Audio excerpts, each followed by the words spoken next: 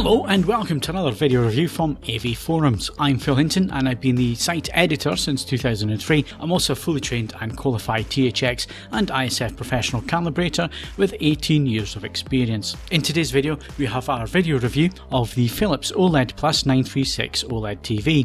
Before we talk about the performance of the Philips, if you like our reviews and want to see more of them while supporting our channel, then please like and subscribe. And don't forget to click the notification bell to be informed every time we upload new video content. You can also find a link to our Patreon in the video description. Also, don't forget to check out the TV forums at Europe's largest AV community on AV Forums to see what owners of this TV think about it after normal use in their own home. We publish our in-depth TV reviews, which include measurements and calibration results first on AV Forums, usually a little while before our YouTube videos, so make sure you head over to check them out as they contain even more in-depth calibration details and testing. We reviewed the Philips OLED+936 in November 2021.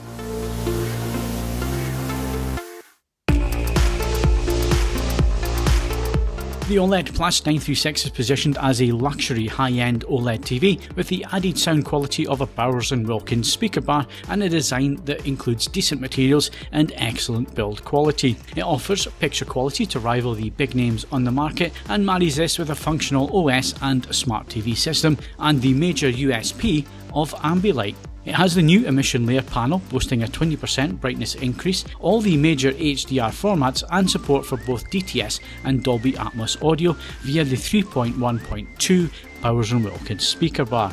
Plus it offers calibrated image quality that matches the competition, and it also adds in HDMI 2.1 with VRR, AMD FreeSync Premium and ALLM for gaming. Ambilight is one feature that Philips offers which the others just can't, and it actually has some worthwhile advantages to those who prize good image quality and eye care. Using it as a static bias light with a D65 white will help combat eye fatigue and improve your viewing experience. It will also perform party tricks such as the lights following the action on the screen, and while this no doubt looks cool for about 5 minutes or so, it can get tiring very quickly. So mess around with the flashy for 5 minutes, and once that's out of your system you can then set it up as a bias light and do your eyes a favour. If you're in the market for a new OLED TV and you want a good mixture of accurate image quality, good gaming features and 2 HDMI 2.1 ports, as well as support for all the current HDR formats currently used, as well as the unique features such as Ambilight, you really should consider the OLED+936 and add it to your demo list. It comes highly recommended.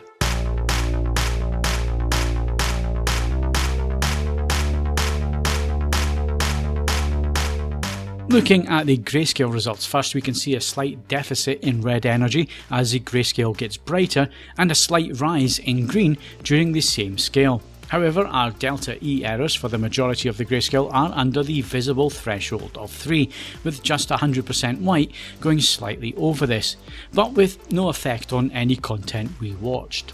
Gamma also tracks very good and is just slightly darkening at 10% brightness, which does cause a very slight black crush to cover up some of the artifacts seen with low bitrate content. The Rec 709 colour gamut results are also very good, with just a few small errors standing out within the graph. Red is slightly oversaturated from 50% stimulus and green is slightly off hue at around 75%, but our delta E errors are an average of 1.2, which is again well below the visible threshold of 3, so no errors are actually seen within film and TV content viewed in filmmaker mode. So once again, filmmaker mode is very good out of the box and accurate on the Philips.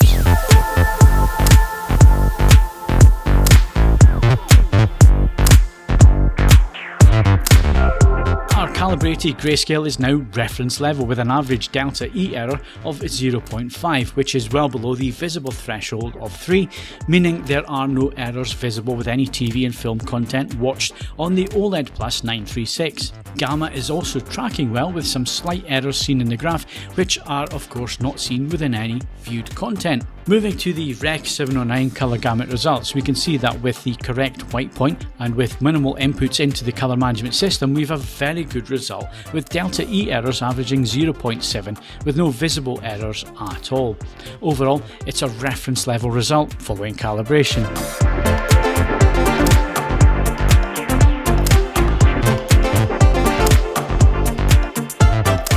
We measured the OLED+936 in the Filmmaker HDR mode, which is the closest to ST2084 PQ EOTF, D65 white point and BT2020 colour gamut for HDR10 playback. Given that this panel has a new emission layer for 20% extra brightness, just like the LG Evo panel, we expect an improvement in not only the 10% window size, but also full field 100% windows. As always, we measured using various window sizes and also tested with 1000 and 4000 nit metadata generated by our Meridio 7G.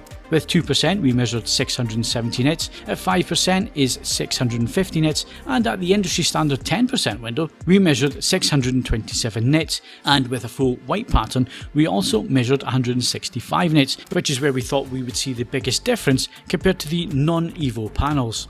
The peak is a little bit down on where we thought it might be, but given that we are in filmmaker mode with the most accurate settings for D65 white, this is with correct PQ EOTF tracking. There is also slightly different tone mapping added for 1000 and 4000 nit content with metadata, with a slight roll off for 4000 nit content in the HDR Perfect minimum setting. With the HDR Perfect medium setting, there is a consistently gentle roll-off, and this setting is for use with content that doesn't feature any mastering display metadata, so the TV can tone map it correctly. The wide colour gamut results for DCI-P3 within BT2020 are also excellent, with good saturation tracking for all primary and secondary points at various saturation levels. It doesn't quite hit the full 100% gamut size, but with excellent tracking of saturation, we do get very good on-screen results and accurate colours.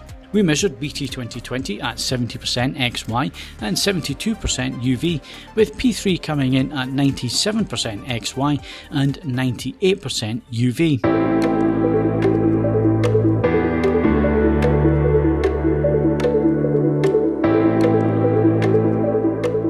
Panel uniformity was very good indeed, with no obvious colour shifting when sat directly onto the screen, as well as nothing that is obvious when you get more off-axis to the panel. There's also no sign of dirty screen effect or obvious banding in the brighter full-field slides we used for testing. The 5% black slide also looked very clean, with very faint bands visible in the test pattern here, but this was not visible when viewed with normal black scene material, even in dim room viewing.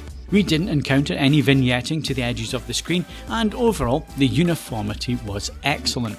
Video processing is also a strong point with the Philips OLED+936 and the P5 AI Plus processor. Upscaling of lower resolution content to the native 3840x2160 panel was excellent, with nice image sharpness without any obvious edge enhancement being noticeable in filmmaker mode. Move to other viewing modes and the P5 will be adding more sharpening and edge enhancement tools to the image, which can start to look a little bit over processed and display ringing to edges. Black levels are also impressive on the OLED+936, with just a few instances of black crush on some content. After calibration, the image quality and shadow detail retrieval is superb and easily competes with the LG G1 and Sony A90J in terms of deep blacks, excellent just above black details, and image depth. Only the Panasonic manages to do a better job here once calibrated. Motion is an area where Philips also excel in 2021, especially with 50Hz broadcast material, which looks superb with no frame skipping, even with tricky edits or fast moving scenes. 24 frames per second material is also excellent, with no induced judder visible when in the pure cinema setting, and we also didn't see any issues with 23976 FPS material skipping either, although the 936 did get a firmware update the day we set it up, so it may just be that the early reports of the issues have now been addressed. Of course, you can also add in black frame insertion BFI via the fast motion clarity banner within the motion menus. This works incredibly well and ups the perceived resolution, but at the expense of image brightness. We would recommend the minimum setting if you decide to use BFI with SDR content, but please do not use it with HDR content, as it does kill the peak brightness results by about 150 nits. SDR and HDR images look superb on the OLED+936, and when you reach this level of the OLED market, the differences between all of the screens become very small indeed. The Philips manages to look incredibly cinematic once it's calibrated to the standards, and then even out of the box in filmmaker mode, it competes on a level playing field with the LG G1 and Sony A90J. HDR10 and Dolby Vision content also looks superb with the extra full screen peak brightness, adding to an excellent overall uptick in HDR dynamic range for that little bit extra over non-EVO equipped OLEDs. We get more details in the peak highlights visible, as well as a sustained brighter mid-range and larger areas of the HDR image carrying more brightness without the tone mapping lowering the overall image brightness to match the highlights, as some TVs will tone map. It competes well with the LG G1 and Sony A90J in this regard, with excellent wide colour gamut performance and very good motion. Philips also has taken gaming seriously this year with two HDMI 2.1 48GB per second inputs, as well as VRR AMD FreeSync Premium and ALLM, as well as an input lag of 16.6 milliseconds at 4K 60. Normally in an OLED TV review we would mention that the sound quality is serviceable as a normal TV via some of the small downward firing units, but they could be bettered by adding an external sound system. In the case of the Philips OLED+936, it comes with a highly developed Bowers Wilkins speaker bar with plenty of new features to help improve the sound against last year's model. The 3.1.2 system has had new drivers, mountings and assemblies, with the Atmos elevation speakers being slightly repositioned and improved. The sound quality from the speaker bar is very good, and it certainly has a signature Bowers Wilkins quality to the sound, with a nice high frequency response and good vocals and strings. It never sounded harsh, but at the same time you need to be sensible with volume levels, as it will just not be driven the same as a dedicated unit with high quality amplification. What's here works very well with the OLED+936, and everyday TV plus movies do take on a decent quality with a nice wide soundstage, but not quite the enveloping presence that a full Atmos system would give you. But you can't expect miracles from what is essentially a soundbar.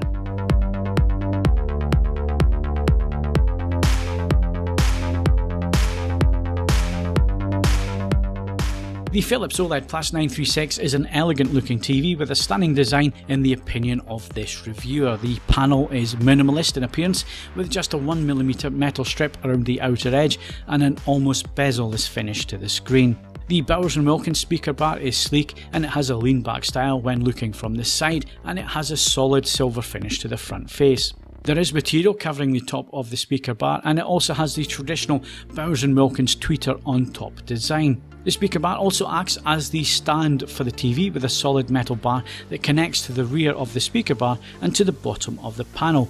Also around the back are the connections, which are sideways and downwards facing. Sideways we have a CI slot, a service port, 3 USB slots, a headphone jack and 2 HDMI 2.0B inputs. Downwards facing we have a digital audio output, a subwoofer phono line out, 2 HDMI 2.1 48GB per second inputs, an RF and satellite antennas and an Ethernet LAN port. The remote control is identical to last year's model, but this time around it's silver in colour rather than black. You'll also recognise it if you have read the OLED 806 review, as it's also the same unit used with that 2021 model. It's a large plastic affair with a full size length, and keys are laid out in a sensible manner, and it is intuitive to use. Some users may not like the button feel, but overall it sits neatly in the hand and is easy to use.